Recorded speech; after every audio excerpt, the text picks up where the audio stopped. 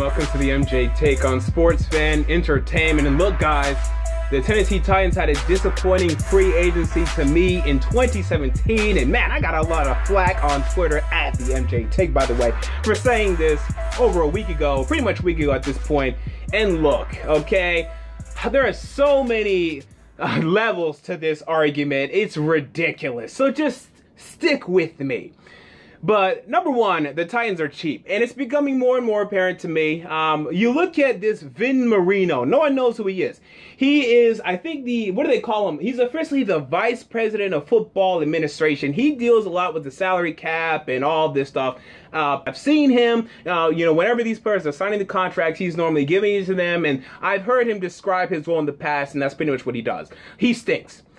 This Tennessee Titans team, every year, lowest or one of the lowest payrolls in the NFL. 2015, second lowest. 2016, when they went 9-7 somehow despite the low payroll, they were fourth with the lowest payroll in the NFL. Okay? Who else had low payrolls those years? We look at 2015. Let's look there first.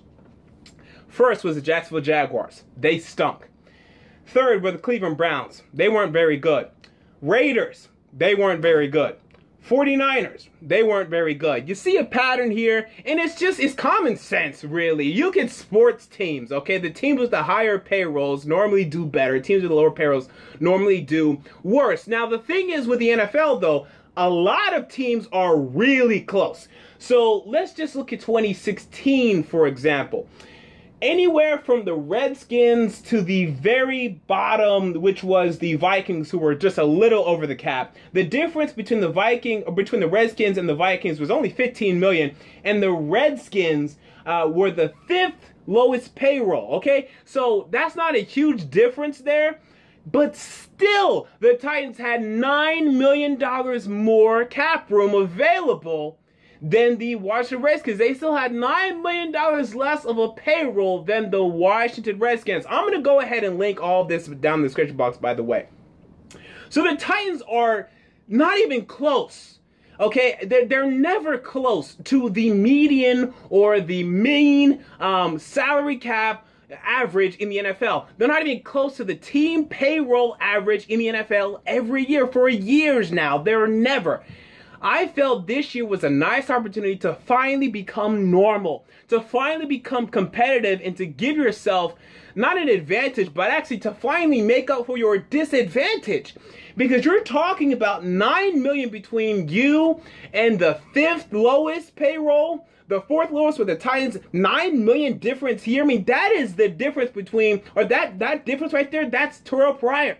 That is Terrell Pryor. That is the difference. That's a player. That could be a win right there, making things easier on you. And then you go let's say we go down another $9 million, which you could even still possibly afford right there. That's another big time player that you could bring into the fold right there. Consistently having a low payroll in the NFL as compared to other NFL teams, and I don't understand it. And one of the biggest defenses for this Titans free agency is, well, they have to save money for 2019 when they have to re-sign Marcus Mariota, re-sign Taylor Lewan. Jack Conklin will be in the last year of his contract and all of that. So let me just go ahead and debunk that. But in order to debunk that, I have to do math, okay? And I hate doing math. I'm in calculus right now as we speak. But hey, you guys want to have this conversation. Now we have to have this boring conversation with numbers. So right now the Titans are scheduled to have $138 million of cap room. This does not account for the draft classes this year and next year. Okay, so let's account for those.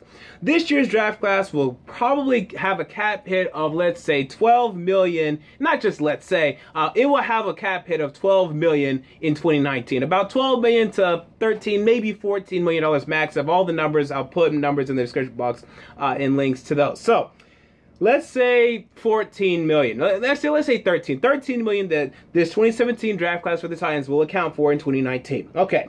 2018 draft class. If the Titans are anywhere from the 16th team in the league to the 8th, okay? It'll be anywhere from 8 to 6, okay? $1 million cap hit for 2019. Let's say 7, okay? Because I think most of us can agree the Titans will be anywhere from in the middle of the league to probably being like a wild card team. We can all agree on that. So both of those combined for what?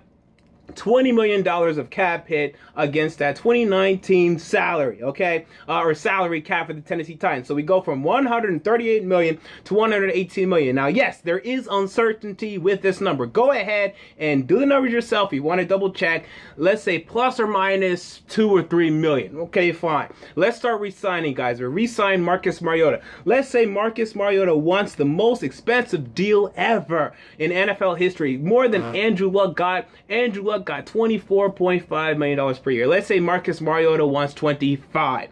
That first year cap hit will be $20 million. Andrew Luck's was 18.4. Marcus Mariota will be a little more. Just to make the math a little easier for me, let's say $20 million. I'm being very generous, and still my point will be proven. We look at Taylor Lewan. Let's say he wants the most money a left tackle has ever received in the NFL at $14 million per year. That first year cap hit of 2019 will be worth how much? Probably around 11 million. Let's go ahead and say 11 million. We go now from $118 million minus Mariota's cap hit in 2019 to 98, minus Taylor Lewan's cap hit to 87. We now have some more phrases. Now, Jack Conklin, if they're smart, and they should be, this is what Vin Marino and John Robinson should be sitting down and doing the numbers and figuring this out. There's no reason why you should extend Jack Conklin in the last year of his deal. You should make him play out that year and then pick up his 5th-year option. That's what every smart team in the NFL does. So let's not even talk about Jack Conklin. There's no point. If they do that, they're dumb. So look at Jurrell Casey now. He'll be 29 years old. He signed a 4-year, $36 million deal in 2014. Now, the market has escalated, but he will be older. So I think to say that he'll have around the same deal is fair, okay? And that's also assuming that he maintains his production, Lewan maintains his, Mariota maintains his. I mean, there's a lot of assumptions we're doing here, but this is the assumptions you guys are making by telling me we need to save money for these guys. So let's go off your assumptions.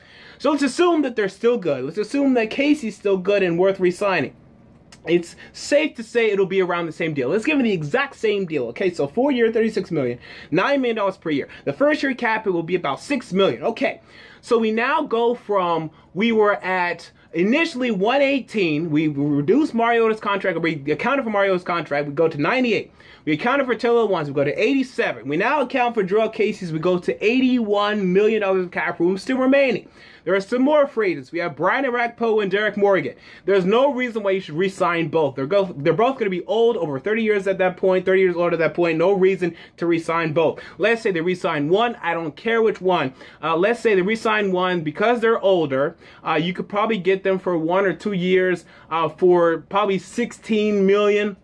So $8 million per year, a cap hit of $6 million that first year, maybe even $5 million if you really do it right. Okay, so that's fine. We go down from $81 million, okay, to $75 million. Again, y'all wanted these numbers. Let me give them to you. All right, we are now at $75 million of cap room. We have some more phrases like Denoris Cersei and Rashard Matthews and some other lower tier guys, Wesley Woodyard too, and then just really after that, nobody like Jocelyn Fowler. They're going to re-sign some of these guys. Some of these guys they'll let go, but they're cheap. They're not going to cost much, especially Rashard Matthews at this point. He could be the 3rd, 4th wide receiver, and maybe won't even be good at that point. Let's just go ahead and reduce that 75 to 70, just for the hell of it, okay? $70 million. Now, I already accounted for the draft classes that are coming up.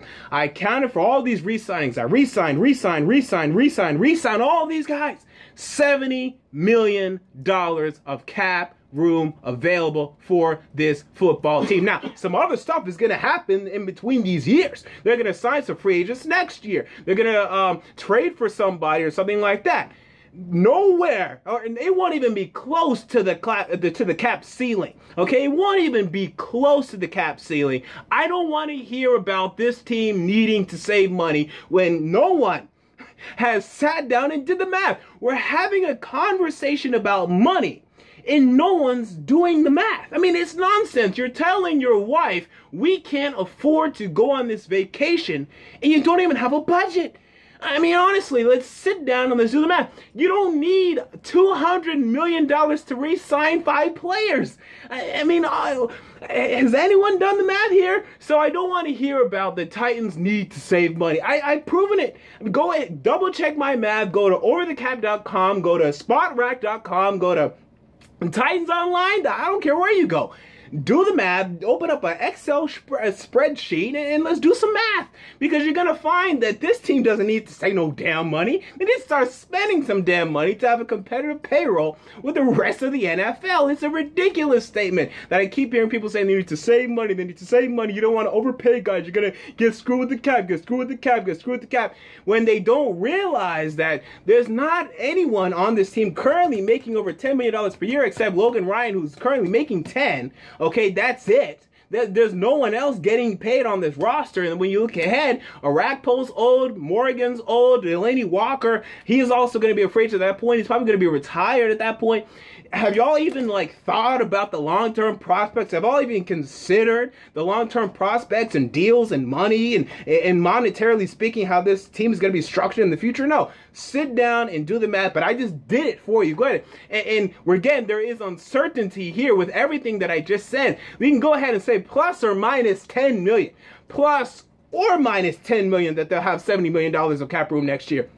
Maybe even more if they actually sign free agents next year. But my premise is, and my big stance is, start signing guys. Whether it should have been this year, but definitely by next year, you gotta start spending some money. There's no point in having $70 million of cap room at that point. Even if a big time free agent comes available that you want, you could have money. You could still store $40 million at that point by dedicating $15 million this year, or in years future to Calais Campbell. I mean, that's who you should have signed, or Alshon Jeffrey, or Terrell Pryor, only for $8 million this year. I mean, there are so many things, so many factors, monetarily speaking, that people just haven't considered. Oh, we just need to save money, not doing the numbers. Why the hell are the Titans saving money? Why do they refuse to have a payroll that is competitive with the rest of the NFL? Why make yourself at a disadvantage? And even if, let's say, my calculations are so off, which they're not, and you don't want to sign a Calais Campbell or an AJ Boye to 4 or 5 years because you're afraid you won't be able to re-sign guys, which is ridiculous, by the way. Let's say that's the truth. First of all, are NFL contracts fully guaranteed? No. If you sign Calais Campbell to 4 years, that 4th year on his deal is not guaranteed. Cut him, he's gone for free. If you're smart in how you structure the deal, because you should front load the deal because you have so much cap room readily available. That's number one. Number two, another thing when you look at these free agents, Alshon Jeffrey, Terrell Pryor, what do they sign for? Oh yeah, 1-year deals. Why the hell would you not fit in these guys for 1 year? It's not even hard to fit them in. You currently have $44 million of cap room. It's not hard to fit those guys in. Why the hell would you not give these guys money for 1 year? Come in, prove it. Some people will say, if you bring in Jeffrey or you bring in Pryor, now you're not going to draft Corey Davis. Why? If you're smart, you do. Now you have Jeffrey and Corey Davis. Now you have Terrell Pryor and John Ross. This is a good problem to have. This is a problem that the Kansas City Chiefs have, where they have Tamba Hali and Justin Houston and Dee Ford. The problem the Denver Broncos have, as they had Von Miller and DeMarcus Ware and Shane Ray. This is a problem that good NFL teams have. You want that problem to where you have big contracts, draft picks, and a bunch of depth there. That's good. That means you're becoming good. Good. That's what they should have done. I don't understand this team. I don't understand why every year they have to have a low payroll in the NFL, while they're not even close to competitive in payroll with the rest of the NFL. I mean, you're talking about Dont'a Hightower. Let's talk about him.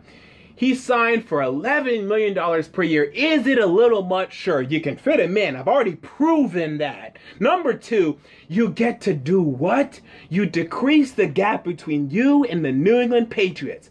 Then without Dont'a Hightower, you with Dont'a Hightower. Gap decreased. This is an opportunity to take a great player away from the New England Patriots, whom you are trying to catch up to. And you refuse to do it. I want to bring an example to the table. Cincinnati Bengals.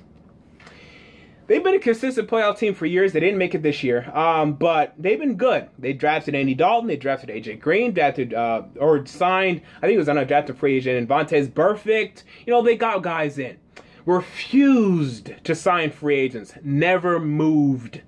Wild card exit, wild card exit, wild card exit. And everyone has this belief, right? You're a Titans fan, you have this belief, we're going to traject to a Super Bowl, and that's it. That's the only scenario. That's what's going to happen. No, no, no. There are so many levels you need to climb, man. There are so many things. Look at how good the 1999 Tennessee Titans were. Look at how they got to a Super Bowl. Never got back. It ain't easy, dog. You gotta maximize your short-term and long-term potential. Yes, you can sit back and say we're going to build to the draft. We're going to be the Pittsburgh Steelers, the Baltimore Ravens. First of all, you have to be great at drafting. You have to draft Ed Reed. You have to draft Ray Lewis. You have to draft Antonio Brown, Le'Veon Bell. And the Titans have been drafting well under John Robinson. It's only been one draft, but they have an all-pro in Jack Conklin. Okay, that's great. They sort of have a Hall of Famer. Ain't one goddamn player on this Titans team going to make the Hall of Fame. Okay, except for Marcus Mariota, potentially. So, you got to be all class, all world at drafting. I mean, who is the last team to win a Super Bowl without a Hall of Famer or two? I mean, I can't think of one. Okay, so you're going to have to draft a Hall of Famer or two or three. Okay, so you got to do that. Or you could help your case by signing some free agents. We look at the Oakland Raiders and the New York Giants last season. Oakland Raiders signed Reggie Nelson, signed Kelechi Osemele, signed Sean Smith. That's a nice tongue twister for you. They improved 7-9 to 11-5, or 12-4 actually, and were Super Bowl contenders before the Derek Carr injury. Now that injury hurt their chances. They didn't do anything in the playoffs, but man, don't forget they were legitimate Super Bowl contenders. New York Giants go from 7-9 to 11-5, legitimate Super Bowl contenders. A lot of people had them beating the Packers in the playoffs. What do? They signed Janoris Jenkins. They signed Damon Harrison. They signed Olivier Vernon. You can supplement your draft with free agency. Signing free agents does not mean, okay, now we can't draft. For every player you sign in free agency, that's a draft pick taken away. You can do both. What did the New York Giants do? They drafted Eli Apple and they signed Janoris Jenkins. You can do both? Yes, you can. Maximizing short-term and long-term potential. Even if Janoris Jenkins stunk, they would have had Eli Apple waiting in the wings. The Titans are cheap. That's it. I mean, think about it in terms of baseball, in terms of basketball. Teams with higher payrolls tend to win, or at least you just want to be in the middle. You don't want to have that low-ass payroll. You don't want to play Moneyball. Well, why hurt yourself so much by playing Moneyball? You want to be in the middle, or pretty much in the middle. That's where the Patriots have been. That's where the Packers have been. That's where teams that have been consistent Super Bowl or playoff contending teams have been. Look at the Denver Broncos with Peyton Manning. What do? They signed DeMarcus Ware. They signed Emmanuel Sanders. They signed T.J. Ward. They win a Super Bowl. Aqib Talib. Win a Super Bowl, man. That's what you do when you have not been drafting well, right? The Broncos before Elway, before Peyton Manning was there, they weren't drafting well. They drafted okay. They had Demaryius Thomas and Eric Decker, but they haven't been drafting great. So to make up for those draft classes, they signed a bunch of free agents and it worked. Same goes with the Raiders did. Raiders have been drafting, yes, Carr and Mack and Amari Cooper, but before that, like from anywhere from like 2009 to 2013, their drafts were terrible. They signed free agents to make up for that. And then they say, okay, from now on, we're going to draft better. And then you're maximizing both your short-term and long-term potential. You've made up for the terrible draft classes in the past, in the very recent past. And now you're doing better because you're drafting better. And you have free agents, you have veterans, you have rookies. There's a nice conglomerate there. You have something working there. And when I look at this free agent class, and I look at Calais Campbell, and I look at Terrell Pryor, and I look at Alshon Jeffrey, and I look at all the cap room the Titans currently have, the Titans are going to have, I say, what the hell? You couldn't sign another big-time player? I don't care how much Calais Campbell wanted. I don't care how much Dont'a Hightower wanted. You couldn't sign these guys? I mean, you couldn't go after these guys. They didn't go after Dont'a Hightower. Don't listen to what anyone... They didn't go after him. They didn't even pick up the phone and call him. They're cheap. And they can still win. But they're making it a hell of a lot harder than it needs to be. Because you can win with this low-ass payroll, or you can help yourself, sign a Dante Hightower, sign a Terrell Pryor, now have a median payroll in the NFL, a payroll of the equivalency of the New England Patriots. Okay, we got money versus money, we got talent versus talent, let's see what goes down. But now we have a cheap-ass roster versus the New England Patriots, who have a higher payroll than us. Good luck winning. Unless if you are great at drafting. And man, I hope Jon Robinson continues to be great. And by the way, last year's class, it was very good. If he wants to win just through the draft, it's going to have to be better. Because, yeah, if you're not going to sign big-time free agents, man, it's going to have to be better. And I'm happy that they got Logan Ryan. I'm happy that they got Jonathan Cyprien. But you look at all the players that they really got. How many good players, really all-around players they get? They got two. They got Cyprien, they got Ryan. Don't anyone tell you about Sylvester Williams. He's been a complete disappointment at nose tackle for the Broncos for years. They signed Eric Weems, kick returner, a very marginal upgrade against Mark Mariani. Eric Weems has been in the league for years. He's old at this point, really. He's like 30 or something, which is too old for a kick returner to me. You could have signed Cordero Patterson, have the best kick returner in the league. Yeah, he's getting paid $4 million, which is a little too much. Can you afford him? Yep. What's the problem there? You could have had the best. You want Eric Weems? This guy hasn't scored a touchdown since 2010. Maybe like 2012. I have to check exactly, but I know it's been over 3 years. That's my main point there. So Eric Weems and Brendan Trawick and Darren Bates and just these losers. They're free. They're special teams, man. They're fine, but you couldn't sign Calais Campbell. You couldn't sign AJ Boye. And if they stink, good. Cut them in 3 years. I mean, I went through the whole salary cap situation. I didn't even mention players that the Titans can cut themselves in 3 years to save more cap room if they need to, which they won't. And DeMarco Murray, who could be cut in 2019 for not a damn dollar of dead money. You could cut him, get rid of him. Nothing would have happened. Because by then, hopefully, Derrick Henry's starting running back. You know, there are so many levels to this, and I hate to bore you guys with numbers and facts, but I just got sick over the weekend of people tweeting me nonsense saying they need to save money.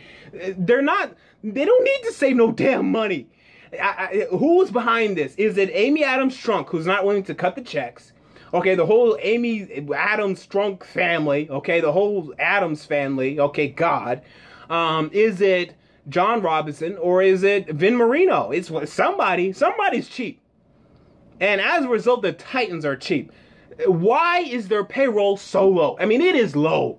I mean, every year it's low, low, low. And if best case scenario, they draft a bunch of Pro Bowlers, it'll finally be high in 2022. Okay? At that point, it'll be high and I'll be happy. My God. Sign some free agents next year where we're going to have a bunch of options, potentially like a Jarvis Landry available and Kawan Short and, some other guys. Hopefully next year they wise up. Because if we're going to get to a Super Bowl, there are so many levels we need to climb, and signing free agency does nothing but gives you a chance. It's not 100% to work. I mean, there's so many levels to this. I have so many points I can make and continue to make. I'm just going to go ahead and end it here. I've been talking for too much. But the last point I'm trying to make, again, I'm not saying you have to build your entire team through free agency. I think I've been pretty clear with that. You can do both. You can draft and sign free agents. But I know what people are going to say. You don't want to sign too many free agents. You don't want to be the Jacksonville Jaguars or the Cleveland Browns or blah, blah, blah. Those teams signed free agents and they're still bad. Those teams were bad before they signed the free agents. And that's why.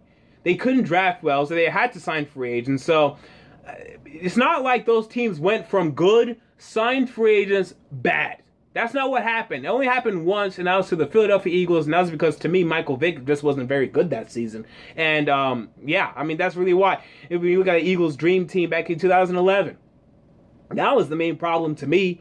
I mean, you look at I just gave you two examples. I gave you three. The Broncos, the New York Giants, and the Raiders all signed free agents. All went from good to great to, Super Bowl contenders. One of them won it. One of them will in the Oakland Raiders. I'll tell you that. We're Giants might. I mean, come on.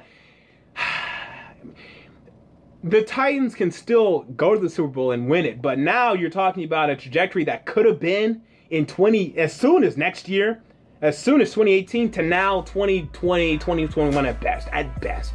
Okay, maybe 2019 at best, but man, that's a hell of a best. So there you go. Those are my thoughts on all of this. What are your thoughts? Comment down below. I want to know. If you enjoyed the video, make sure to like, comment, and most importantly, to subscribe. And until next time, this has been the MJ Take on Sports Fan Entertainment. And I'm out. Peace.